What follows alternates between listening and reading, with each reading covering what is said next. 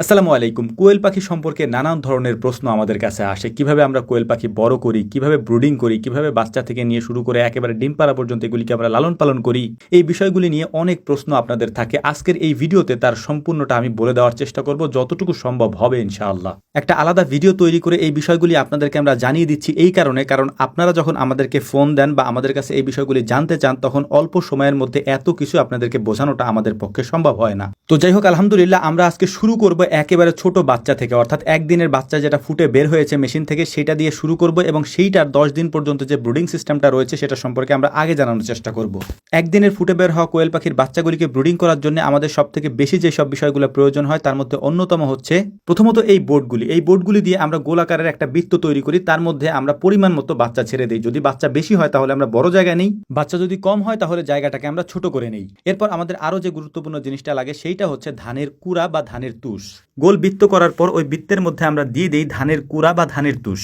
ধানের তুষের উপরে দেওয়া হয় নরম কাপড়। এই নরম কাপড়ের জায়গায় অনেকেই পেপার ব্যবহার করেন, তবে আমরা পেপার ব্যবহার করি না। আমরা নরমটা দেওয়ার চেষ্টা করি যাতে করে ওরা খুব সুন্দরভাবে এটার উপর দাঁড়াতে পারে বা হাঁটতে পারে। এই কাজগুলি কমপ্লিট হওয়ার পর আমরা একটা ব্রুডার এনে ব্রুডারটাকে এখানে সেট করে দিই। এই ব্রুডারটার নিচে 4টা বাল্ব দেওয়া আছে, অর্থাৎ 100 পাওয়ারের 4টা বাল্ব দেওয়া আছে। যেহেতু জায়গাটা ছোট তাই আমরা এভাবেই করছি।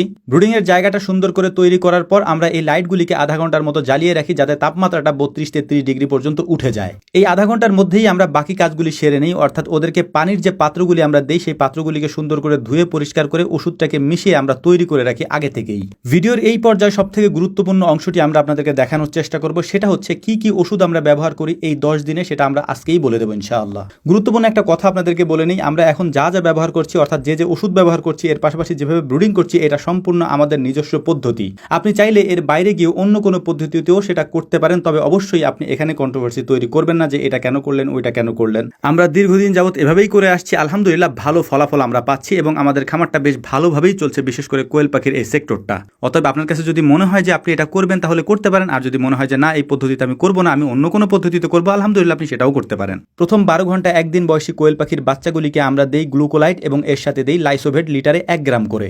এর পরের 12 ঘন্টায় দেওয়া হয় লিটারে 1 গ্রাম করে ডক্সিএভেট। এভাবে চলে 3 দিন। চতুর্থ দিন থেকে আমরা দেই হচ্ছে রেনাডাব্লিউএস, যেটা মাল্টিভিটামিন, এটা লিটারে 1 গ্রাম করে 12 ঘন্টা দেই এবং বাকি 12 ঘন্টা আমরা সাদা পানি দেই। 3 থেকে 6 দিন পর্যন্ত এটা চলতে থাকে। সপ্তম দিন থেকে আমরা দেই হচ্ছে থায়াবিন 12 ঘন্টা লিটারে 1 গ্রাম করে। এর পাশাপাশি বাকি 12 ঘন্টা আমরা দিয়ে থাকি জিঙ্ক, এটাও লিটারে 1 গ্রাম করে আলহামদুলিল্লাহ আমরা দিয়ে থাকি। এভাবেই আমরা 10 দিনের একটা কোর্স শেষ করি ব্রুডিং এর। এই 10 দিন ব্রুডিং শেষ করার পর 10 দিন থেকে নিয়ে 35 দিন পর্যন্ত আমরা আর কোনো ওষুধ দেই না। 35 দিন যখন বয়স হয় তখন আমরা 3 দিন পর্যন্ত আমরা ভিটামিন AD3টা ওদেরকে খাওয়াই, অর্থাৎ 35 থেকে 38 দিন পর্যন্ত ওদেরকে ভিটামিন AD3টা খাওয়ানো হয়। অনেকেই একটা বিষয় জানতে চাইতে পারেন, সঙ্গত কারণে ভ্যাকসিনের ব্যাপারটা হয়তো আমরা বলিনি। এই কারণে হচ্ছে যদি এই বিষয় সম্পর্কে আপনাদেরকে জানতে হয় তাহলে অবশ্যই রাত 9টা থেকে 10টা আমাদের ফেসবুক পেজ বিসমিল্লাহ এগ্রোতে গিয়ে আপনারা আমাদেরকে কল দিয়ে এই বিষয়টা জেনে নিতে পারবেন ইনশাআল্লাহ, শুধু শুক্রবার ব্যতী রেখে। আগামী কিছুদিন পরেই হয়তো শীত পড়বে। শীতের সিজনে কোয়েল পাখির চাহিদা অনেক বেশি থাকে, এর পাশাপাশি কোয়েল পাখির ডিমেরও অনেক চাহিদা থাকে, দামও অনেক বেশি বেড়ে যায় আলহামদুলিল্লাহ। তো যারা প্ল্যান করেছেন কোয়েল পাখি পালন করবেন তারা বিশেষ করে শীতের সিজনে পালন করতে পারেন, কারণ এই সময় ডিমের দাম ভালো পাওয়া যায় এবং কোয়েল পাখির চাহিদাও অনেক ভালো থাকে।